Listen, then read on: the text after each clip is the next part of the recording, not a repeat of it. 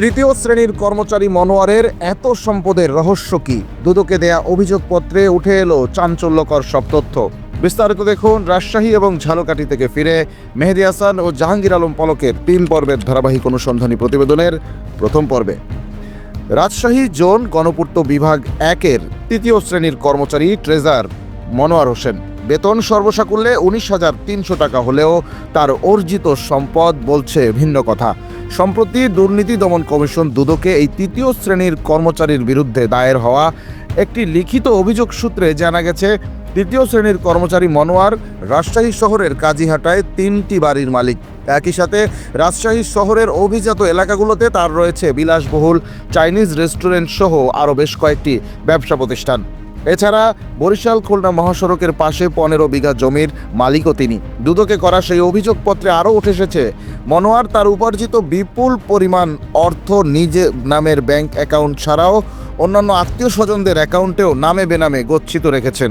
প্রশ্ন ওঠে, একজন সামান্য তৃতীয় শ্রেণীর কর্মচারী হয়েও মনোয়ারের এত বিপুল ধন সম্পদের রহস্য কি?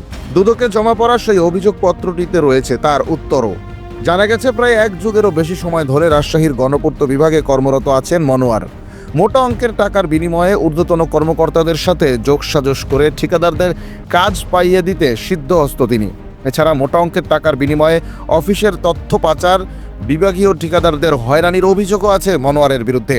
আর এভাবেই তিনি হাতিয়ে নিয়েছেন কোটি কোটি টাকা, আর সেই টাকায় গড়েছেন বিশাল বিত্ত বৈভব।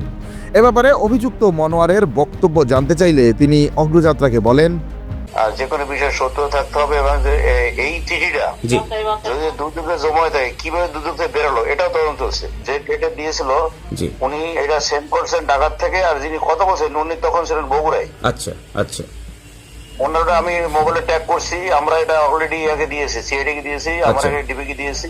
আচ্ছা, এরা ওনাদের মোবাইলটা কোথায় কোথায় ব্যবহার করছে, আচ্ছা, এই সবগুলো আমি ট্যাগ করেছি অলরেডি, কার মোবাইলটা কোথায় আছে। ও আচ্ছা, আমি এরা অলরেডি দুদক ঢাকাতে চেয়ারম্যানের সাথে যোগাযোগ করেছি।